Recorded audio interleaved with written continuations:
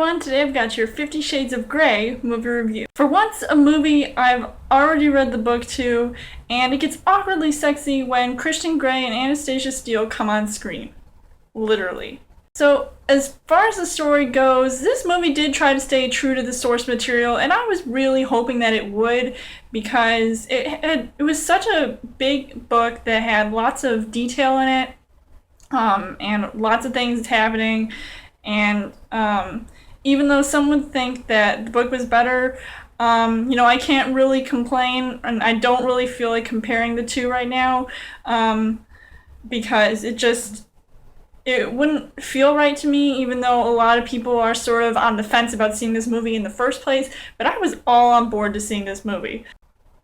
And people might also be wanting to see this movie on Valentine's Day. Now, I would think that that's a perfect marketing scheme to get kinky people's butts into the seats.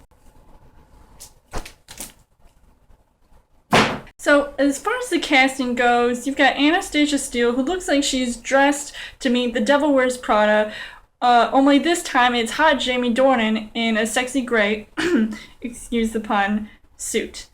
And I really think that Dakota Johnson was perfectly cast to play the bitey-lipped graduate who falls for Christian Grey, who is just up to no good. And, I feel like she really stayed true to the character. She really looked the part. She acted the part. So I definitely did not have a problem with her. However, a lot of people are obviously going to be talking about the number one character, Christian Grey, played by Jamie Dornan, and he's no Charlie Hunnam, who was originally offered up the role, and then he had to back out of the role, so they were scrambling to find somebody.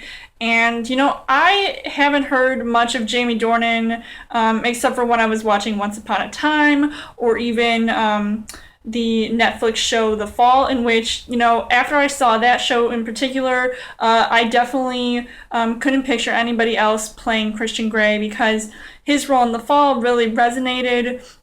Some of the things that he was doing to other girls. So obviously, when he's doing things to Dakota Johnson in this movie, and it gets really intense and racy, so it's almost believable, but it's almost hard to watch him sometimes.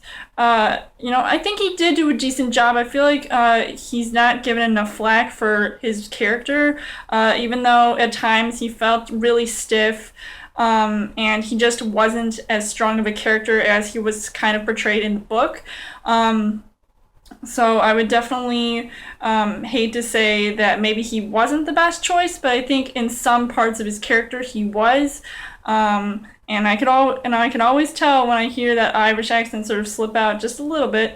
But even like just the actors themselves, like both of them during their press rounds for this movie, they just did not have great chemistry at all. And I feel like that kind of sucks, especially when you're really anticipating them to have some kind of chemistry, even if it's just an awkward chemistry in the movie.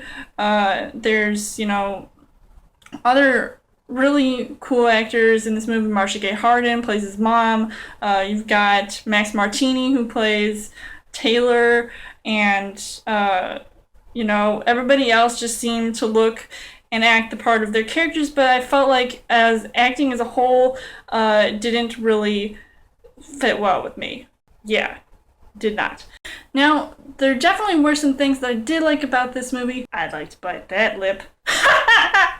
It was entertaining because I literally read the book in a matter of 2.5 days, and I love that it was really trying to get down to every single detail possible as far as some of the scenes played out, and some of them were just pretty terrifying to watch, especially when you have all these like dreams and fantasies and you're trying to figure out like, okay, how are they going to make a movie about 50 Shades of Grey? I mean, that's like totally awkward, but yet you're also very curious at the same time. So I was definitely very curious to know how they were going to address certain things and maybe undress certain things.